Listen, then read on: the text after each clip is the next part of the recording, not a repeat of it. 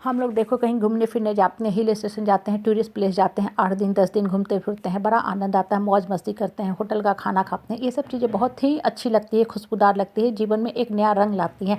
लेकिन देखो एक समय के बाद क्या होता है, इतना घूम फिर लेने के बाद हम थक जाते हैं, ऊब जाते हैं, हम सब अपने घर की तरफ वापस होना चाहते हैं। हम कहते हैं कि अब एनफ इज एनफ, बहुत हो गया, अब हम घर की तरफ लौटना चाहते हैं। घर जाएंगे, अच्छा से स्नान करेंगे, चाय पियेंगे, फिर आराम से अपने बेड पे सो के रास्ते की सारी थकान को मिटाएंगे। ये तो ही एक ऑर्डिनरी लाइफ। अब देखो होता क्या है कि जब हम धरती पे आते हैं, सुबह उठते हैं, डेली काम करते हैं, at the end of the day हम थक जाते हैं, फिर हम बिस्तर पे पड़ जाते हैं।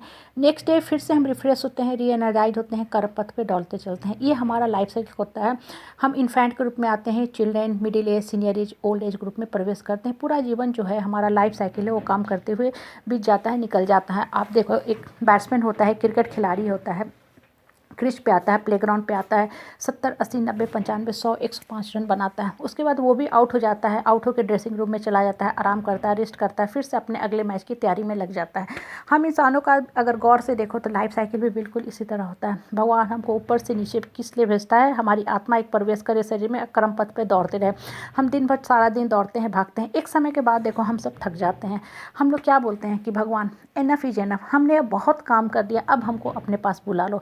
जैसे हम एक लंबे समय किसी हिल स्टेशन पे जाते हैं, घूमने के बाद अपने घर की ओर लौटते हैं ना, अब उससे ज़्यादा हम कहीं बीच में अगर कोई टूरिस्ट प्लेस है भी तो हम बोलते हैं कि नहीं, अब सीधे हम अपने घर जाना चाहते हैं, हम रेस्ट करना चाहते हैं।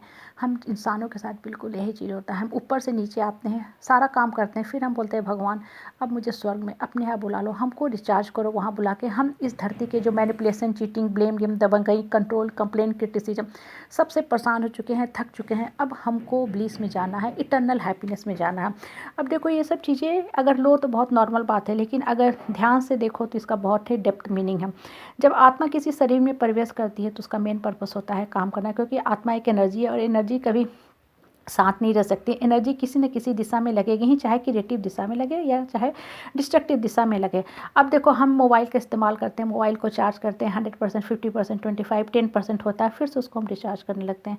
हम इंसानों के साथ भी बिल्कुल यही चीज़ होता है। जब हम काम करते हैं, काम करने के बाद जब शरीर हमारा थक जाता है तो हम ऊपर की तरफ चले जाते हैं, वहाँ जाते हैं, ऊपर जाते हैं। ऊपर वाला जो बैठा हुआ है हमारी आत्मा को फिर से रिचार्ज करता है, उसके अंदर फुल एनर्जी देता है, फुल पावर देता है, फिर से हम कर्म पथ पे दौड़ने लगते हैं।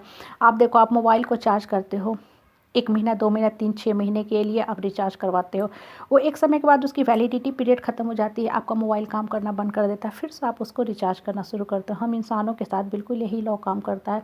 धरती पे हम आते हैं, हम काम तो बहुत अच्छे से करते हैं, लेकिन जब शरीर थक जाता है तो आत्मा फिर से नए शरीर में प्रवेश करने लगती है। जैसे सिम कार्ड है, सिम कार्ड तो हमेशा अच्छा है, डेड आपका मोबाइल होता है, आप मोबाइल फेंक देते हो, फिर से नई मोबाइल में अपनी सिम कार्ड को लगाते हैं, मोबाइल एक्टिवेट होता है। हमारे साथ भी बिल्कुल वही चीज़ होता है। इसलिए हमेशा अपने आत्मा को स्ट्रॉन्ग करके रखो, अपना पावर, अपने कंट्रोल अपने हाथ में रखो, ताकि जीवन में जब भी धरती पे आओ, कर्म पथ पे दौड़ते रहो, भागते रहो। जैसे वाटर साइकिल चलता है उसी तरह हमारा सोल साइकिल भी चलता रहता है। आप देखो जब मोबाइल में बहुत सारे एप्लीकेशन खुले रहते हैं तो मोबाइल की गति भी धीरे हो जाती है, हैंग कर जाती हो, चाहे वो कंप्यूटर हो चाहे वो लैपटॉप हो। हम इंसानों के साथ भी बिल्कुल यही चीज़ होता है। जब माइंड में बहुत सारे थॉट्स रन करते रहते हैं तो माइंड की जो क्रिएटिविटी पावर है वो ख़त्म होने लगती है। आप देखो द्वापर युग में श्री कृष्ण अर्जुन के सामने साक्षात खड़े थे भगवान के रूप में, तो ज्ञान जो हुआ 1 to 1 हुआ, डायरेक्ट हुआ। हम लोग एंड ऑफ द कलयुग है, हमें अपने आत्मा को जगाने के लिए बहुत बहुत मेहनत करना है। हमें इसलिए पूजा पाठ, प्रेयर, चैंटिंग ऑफ मंत्र हम करते हैं। होता क्या है कि माइंड में बहुत सारे जो निगेटिव थॉट्स हैं वो फोरग्राउंड में रहते हैं और आत्मा की जो आवाज़ है अंदर की अंदर ही दबी रहती है। जब हम पूजा पाठ, प्रेयर, चैंटिंग ऑफ मंत्र करते हैं तो ये जो सारे फोरग्राउंड में थॉट्स जो रन करते रहते हैं, ऐसा क्यों हुआ, क्यों नहीं होना चाहिए, हमारे साथ ही ऐसा क्यों व्यवहार होता है, बहुत से XYZ बातें जो होती हैं दिमाग में रन करते रहती हैं, तो उन सबको उठा के हम फेंकते हैं। जब भी हम पूजा पाठ, चैंटिंग ऑफ मंत्रा करते हैं उसका मेन पर्पस यही है, जो फोरग्राउंड में जितने थॉट्स रन करें उन सबको उठा के फेंक दो। जितना ज़्यादा ये थॉट्स उठा के हम फेंकते जाएंगे, आत्मा हमसे बोलना शुरू करेगी। श्री कृष्ण जो हमारी आत्मा बैठे हैं वो हमें ज्ञान देना शुरू करेंगे। इसलिए माइंड को हमेशा स्ट्रॉन्ग करते जाओ, माइंड को ऊपर वाला की तरफ लेके जाओ। जितना ज़्यादा माइंड आपका स्ट्रॉन्ग होता जाएगा, आपकी जो आत्मा की शक्ति है, रन करने की शक्ति है, उतना ज़्यादा बढ़ती जाएगी। आपका माइंड जो है हमेशा कंस्ट्रक्टिव क्रिएटिव दिशा में भागता जाएगा।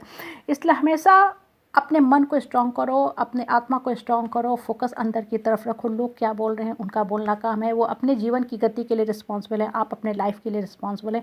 इसलिए अपने लाइफ को सही दिशा में हमेशा लेके चलो, लाइफ को मीनिंगफुल बनाओ, लाइफ को हैप्पीली जियो।